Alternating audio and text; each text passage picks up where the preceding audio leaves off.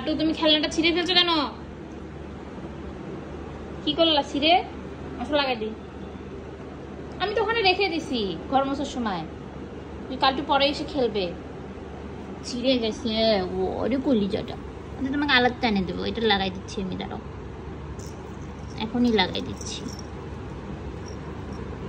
ছিঁড়ে গেছে তোমার পাখিটা, ওরে আমার পাখিটা চিরু গেছে।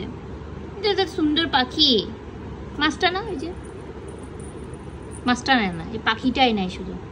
জানলে তো আমি আরো 3-4টা পাখি নিয়ে আসতাম কালটুর জন্য। খুলে গেছে, ওরে কিভাবে দেখছিস? হচ্ছে আমি লাগাই দিচ্ছি, দাঁড়াও এক হাত দিয়ে কিভাবে লাগাবো।